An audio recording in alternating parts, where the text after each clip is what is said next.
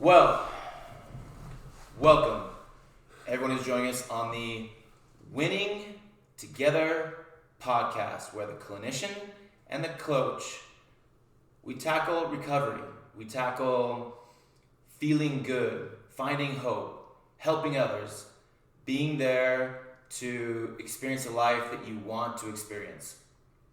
With me today, I am Shay Aquaman Aslet. I've got Jared, the Batman Casey, and of course Heather, Wonder Woman Gladney. Hello. Welcome, guys. How are you? Good. I'm Batman. I'm good. That whole interaction with Bane didn't work out so well for you initially, did it? No, not quite. Kind of snapped me in half. In the dark? I was born of the dark. You merely adopted the dark. Anyway, everyone here, it is a beautiful Wednesday in April, and the world is where it's at, and you're here with us right now. And for the next few minutes, we're going to talk and open up and crack open some of the mysteries and opportunities in feeling faith and fear, how it gets stored in your body, how anger drives some of your most ridiculous, untrue stories that you believe that then drives your behavior. Some phenomenal things about your brain that you can put to work for you instead of working against you. You know, Jared, this podcast is sponsored by Recovery. You're the clinician there, and you're the guy who saw the opportunity in the market to go after this place and space of people who wanted to embrace and understand recovery is not just affecting people who use or abuse substances, but it affects us all. All of us go through recovery. It's an essential skill to life and having a rad life. Absolutely. How does that apply to what we're experiencing today? We're all in this together. What is going on? Okay, so pandemic, yep. We're in Utah, so it's better than some and not as good as some others. But how and what are you seeing with patients that they're experiencing, and what's the truth here? What's the insight? So kind of just to back it up a little, there's a statement we use a lot in counseling. It's not my statement. I'm borrowing this statement. We've probably talked about this before. I'm going to bring it up again.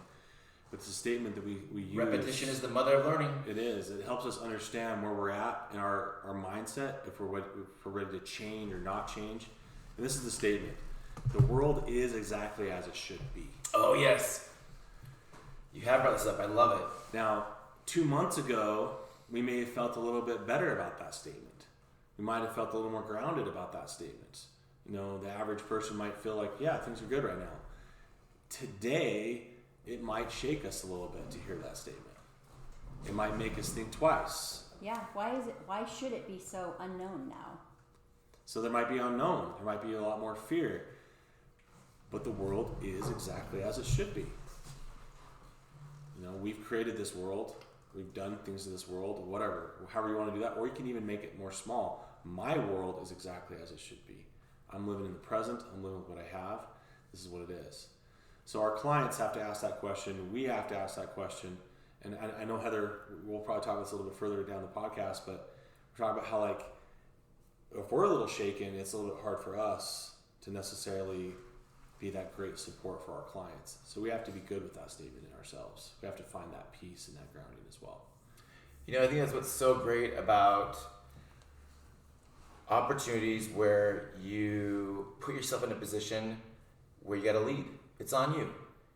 Entrepreneur, mom, business owner, you lost your job, neighbor, charity service callings, family member that needs you. Like, in that moment to lead, and you don't want to, you feel inadequate or ill-equipped, or you'd prefer to just not, and yet you step into it. Do you find that the universe conspires for your success? You're not alone, right? Absolutely. If you redefine success to failure is good, you know, failure teaches, failure helps us grow, It strengthens our muscles. We take our muscles to failure to make them stronger, bigger. We review what's really important in our lives. If I focus on family, self-love, these areas of growth, there really isn't anything too bad that can happen that you can't overcome. Now, I do put that in a lens of faith, in a lens of a higher power, of believing in something higher than yourself.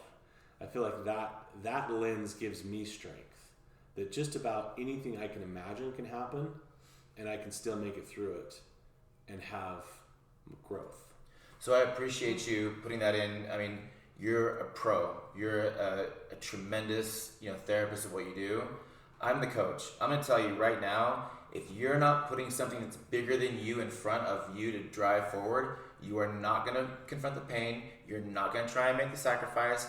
You're not going to try and figure it out. And whether it's God or a belief system or your character or your word or it's your name or your kids, it doesn't matter. All of us get pulled forward by something that's larger than us, because if it was just about us, you wouldn't do it. Because what's the point? It's hard. It's painful. I don't want to do it. If it's just about you. I mean, well, it's always hard and painful, but if it's just about you, you're not willing to do the work to grow to the person that can then be there and serve them. Because that opportunity now, you are way more capable, even just over a few weeks, that once, stress or situations or conflicts come up, you're there. You have these muscles and this experience that you can now, is your well versus trying to muster it in the moment. Mm-hmm. You've been training for it, so something hard happens. I get things out of movies. I love movies, and there was, I don't know if you've seen the movie Out of Time with Denzel Washington, or Man on Fire. I'm sorry, Man on Fire with Denzel Washington. No. So Man on Fire, he is in charge of this girl for this family in Mexico, and kidnapping is a problem. And as he's opening up and she's showing him how to love yourself, he teaches her this thing that is really important for her to get better at swimming. There's trained and untrained. There's not skilled or better. There's trained and untrained.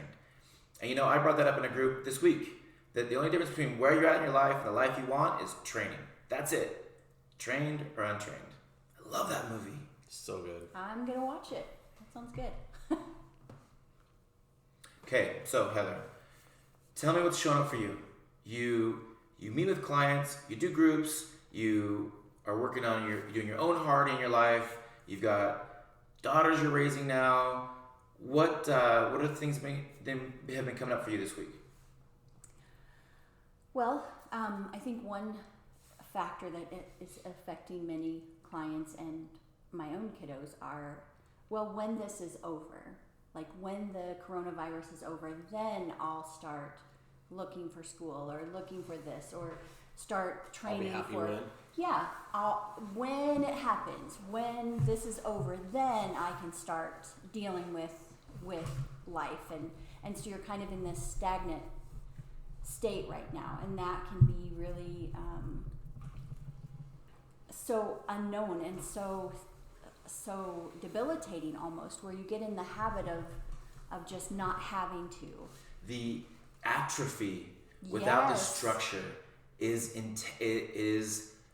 I mean, you see it happening, especially as have observed in teenagers and even some families. It's just the atrophy, and going down to like the easiest route because the structure now has been taken away or changed is crazy scary.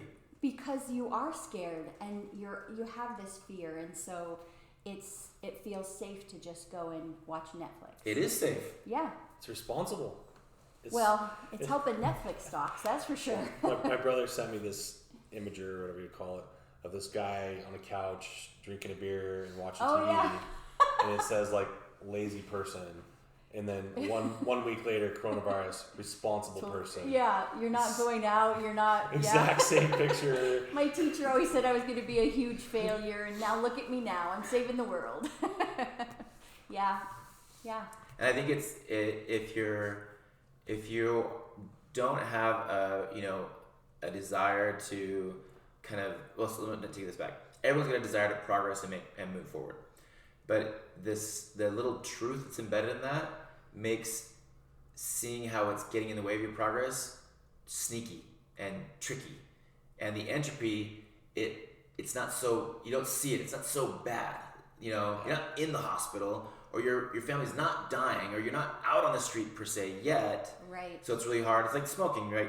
Oh yeah, these are gonna kill me someday. Mm-hmm. But to bring that someday into the moment and say, well, every time you decide to take a drag on that, your kids are gonna have 10 years without their parent when they could have had you. Like, to bring that forward and the consequences forward is very, I don't know, it seems like there's got to be multiple words: confronting, challenging, understandable, legitimate, etc. You know what I hear? A friend of mine was telling me about how the Renaissance period was this time of like art and growth. Yes. All this beautiful like idea creation, but then it ended. And when it was over, people had to shift more into survival. Just changing the way they viewed the world.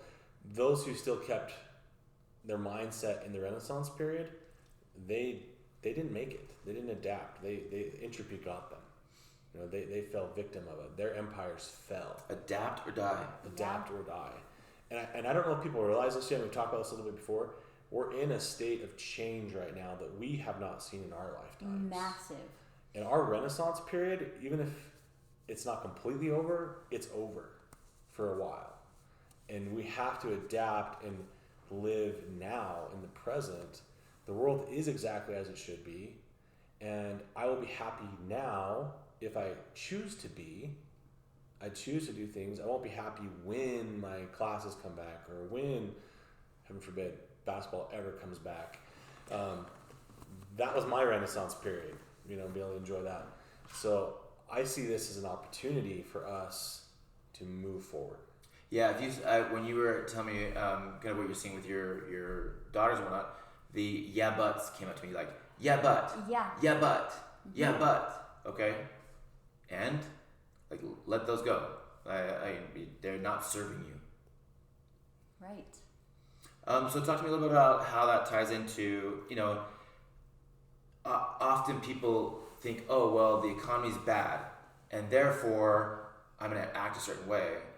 We create our own futures, and we're the boss of our own emotions. We're the boss. We are the ones that determine, like, feelings. Angela's the boss, but we can keep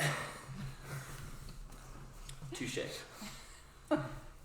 When you take the role as the boss of your emotions, it helps to understand that pandemics and fear and the worries that you have in your experience right now, they're not yours and they're not new. They've been around for 6,000 years.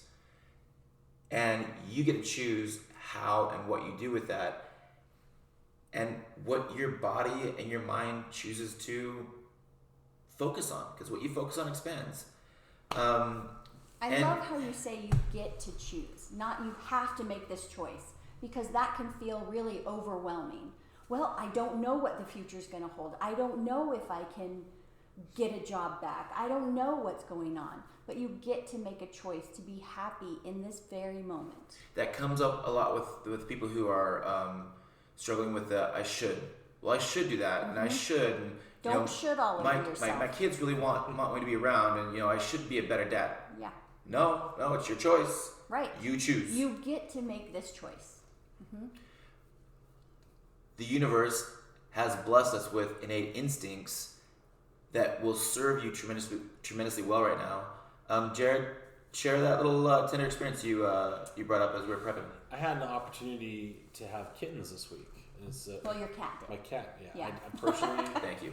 I feel like I am the husband though, because my little female cat loves me and we hang out a lot. Tender.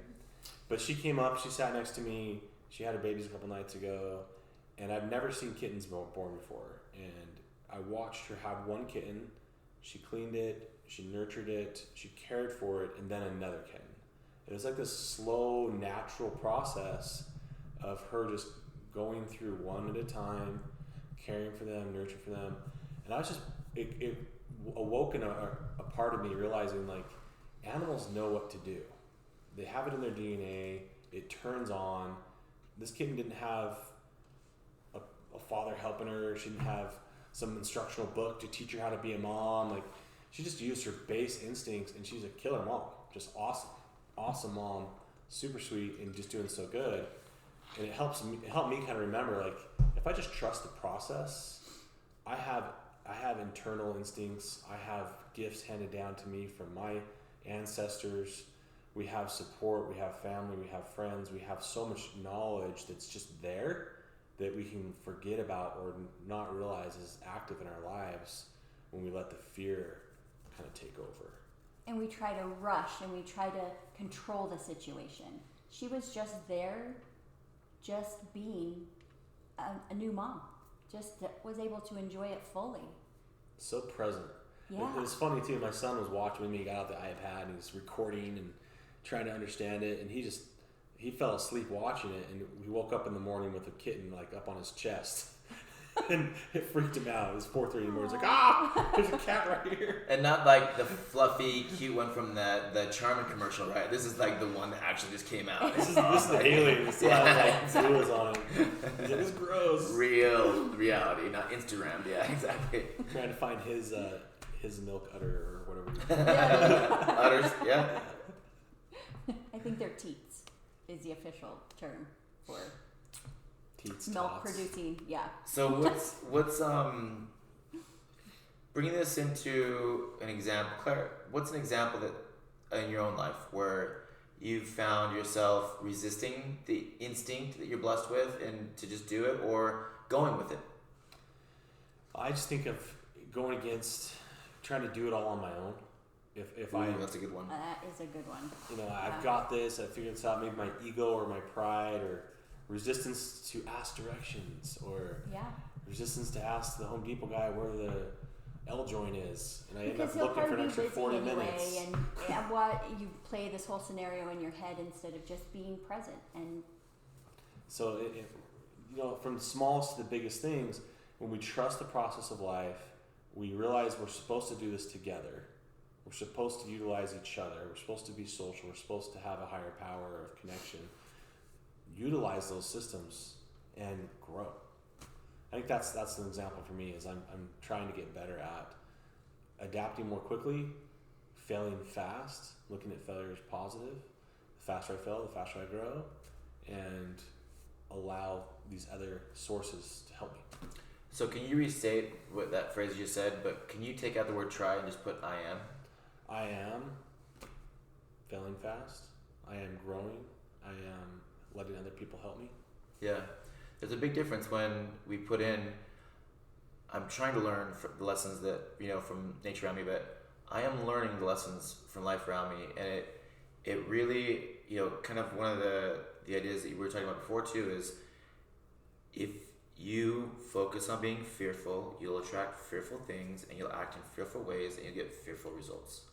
And if you are allowing yourself to feel the fear and experience the danger or the trouble or the whatever's coming for you, the overwhelmingness or the hurt or the pain or the anger or the frustration or the depression, and allow yourself then to, okay, I see you, but you're not me. The failures of your past to do that aren't you. Mm-hmm. You're you. Your feelings and emotions aren't you. But your feelings become your emotions when you internalize them in your body. And especially fear and anger. We love holding those in our body. They come out in all sorts of unworkable ways. Our bodies are amazing. They adapt in incredible ways. So, that's one thing I've really learned working closely with I Am Recovery is that I am doing this. It doesn't have to look like it is, but I am, right? I am. Yeah. And I found this with some of my clients too, and even myself, on certain areas of my life I'm not quite ready to do. If I can put in a statement, I am willing to try. I am willing to do it. And it may not be quite there yet, but I can bridge myself to that next step where if I say I am an awesome father, that may feel a little false at first, but I'm willing to try being an awesome father. And it's just these little steps, and maybe I start taking the word try out. I'm willing to do awesome fathering. So can I just notice you for that? I know you've earned that insight in your life because it's really, really important what you just said. And it's the openness and willingness to move and really be responsible for your moving and progressing in the way that you said you were going to be this type of person, and you're committed and you're inspired and it feels good. Okay, so you can't jump to that point right away. Okay, and it doesn't have to be with just emotional or hard things. A neighbor was willing to help me with do some repairs on my car, and I was resistant to it because whatever. And then I did the exact same thing. It's like, you know what? I want this. I'm allowing it. I'm gonna ask for help when it comes. I'm gonna accept it. And as it comes up, you feel that kind of resistance, and then you kind of breathe it in. And I don't remember a time where I don't feel better from making that just step or that process or learn something. Oh, I'm glad you made that distinction. That's really, really valuable. Heather, thoughts? Well, I think that kind of brings it back to in your body where you can kind of see that hope. Like, I may not be the best dad now, but I can see a time that I can be a very good dad. And just that hope that you kind of feel in your body helps bring that about. There's this crazy thing we tell ourselves that since I am not doing this or not there or whatever, that if I tell myself I love myself, which I don't, that it's not real, it's fake. Well, guess what? You've got yourself into a recovery program because you lied yourself all over the place. So you don't have any problem with lying. So why don't you lie about something that you want to become true instead of lying about something that's really crappy and makes your life really sucky? Yeah. It's true. And by the way, for everyone who knows, it happens to everybody. Anybody, the same skills for somebody to run a company that makes $100,000 a year are not the same skills that somebody needs to run a $500,000 company a year. And to go from 500,000 to $1 million, different skill set. And that person is going to feel like an imposter because they're growing into it until you do it. But it's the imagination, it's the visualization, it's the striving, hoping, attracting that makes that's the pivot points that make all the difference. And you have to trust, like this mama kitty just trusted in herself that she was going to be a good mom, where we kind of put things in the way. Animals know way more than we do. And they're more in touch with their natural instincts than we've been in a long time. At least speaking from my culture where I live, where I grew up. I can't speak for everyone in every culture. But going back to the body. So our body will hold those feelings. I know I hold tight when I'm super stressed. I'm worried about money. My back tightens up. Shallower breathing. My stomach has issues with anxiety, like these different pieces that they really do hold into your system. And until you learn to let them out and start to create some positive affirmations in your life, some positive actions in your life, creating some new beliefs. So we're talking about that, all right, you're a CEO of a company, you're going to feel like an imposter. Well, I'm a CEO of my life, trying to be.